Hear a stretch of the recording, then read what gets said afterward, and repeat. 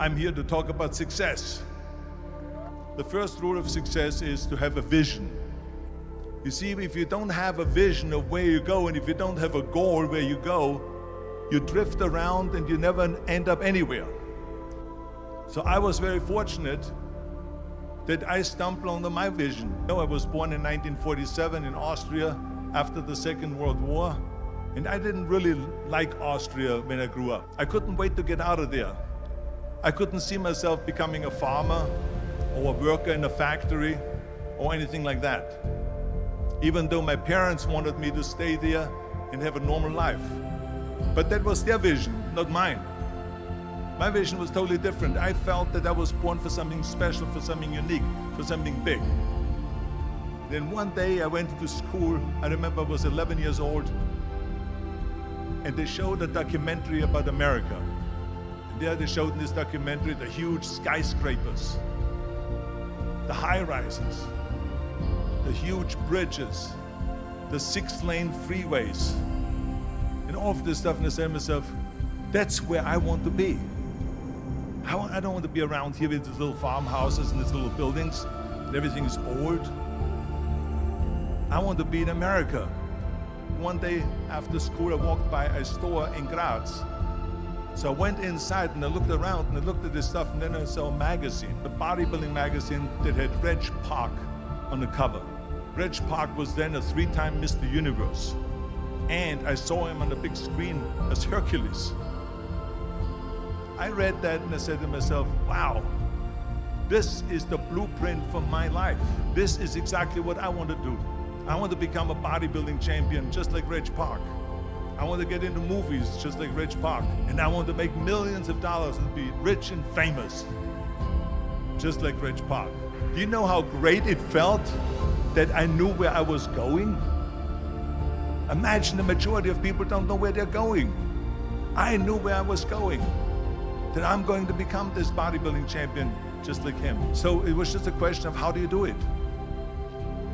I was so relieved, because when you have a goal, when you have a vision, everything becomes easy. So people always ask me, when they saw me in the gym in the pumping iron days, they said, why is it that you're working out so hard?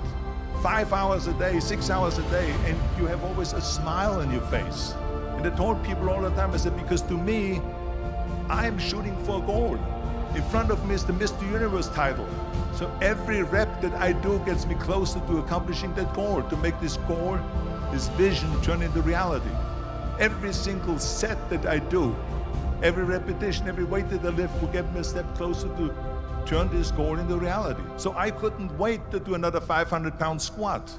I couldn't wait to do another 500-pound bench press. I couldn't wait to do another 2,000 reps of sit-ups. I couldn't wait for the next exercise.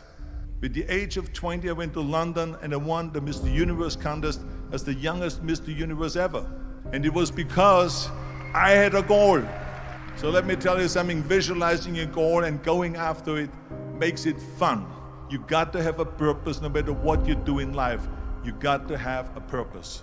74% hate their job in America. Now, this is not much different when you come to Europe. The majority of people don't like what they're doing because they're really not doing it because they didn't have a goal and they followed this goal. They just aimlessly drift around, and then all of a sudden there's a job opening, so they get that job because you have to work. But then when you work, it's a chore. It's work. It's not fun. So if you think about, only a quarter of the people really enjoy what they're doing in life.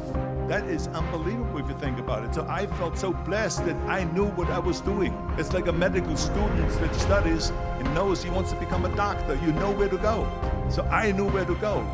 And the same thing is also in politics. I remember that in politics, I had a very clear vision that I will be the leader of California. This is as far as I could go because I was not born in America, so I could not run for president. So being the governor of the 5th largest state, I should say the largest state, the 5th largest economy in the world, was for me really the ultimate title, the ultimate accomplishment in politics. So even though people came up to me and says, why don't you go and run for something smaller, you're never gonna make it. I ran for governor, and then 2 months later I became governor of the state of California. Again, because I had a very clear vision what I'm gonna do with California. So that's rule number one, have a vision. Rule number two is, don't listen to the naysayers. Don't listen to the naysayers. Everything I ever did, the thing that I heard out of people's mouth was, that's impossible. That can't be done. Or no. That is exactly what I heard. And of course, I proved to the people that it can't be done. So whenever someone said to me, it can't be done, I heard, it can be done. When they said no, I heard yes. When they said it's impossible, I heard it is possible. I'm a strong believer of what Nelson Mandela said, that everything is always impossible until someone does it. Well, I'm going to be the one, I said to myself, I'm going to do it and I'm going to show it to them. Maybe it has never been done before. That's perfectly fine with me. But I'm going to do it. And I did not listen to the naysayers. It's all about the hard work that you put in. I said to myself, in bodybuilding, I worked out 5-6 hours a day. I'm going to do the same thing now for acting. And of course, I went to college to study English. I studied voice, accent removal, acting classes, and all of this stuff, all day long. I worked and I worked and I worked.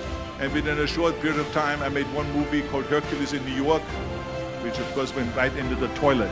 But it didn't discourage me. I still had the same vision. And then all of a sudden, I did Streets of San Francisco. I did Stay Hungry and Pumping Iron. And then all of a sudden, I was asked by Dino De Laurentiis and by Universal Studio to star in Conan the Barbarian. And after I did Conan the Barbarian, the director at the press conference said to the press, the director was John Milius, he said to the press, if we wouldn't have had Arnold, we would have had to build one. So think about that. The very body that they said can never be sold because the time is wrong.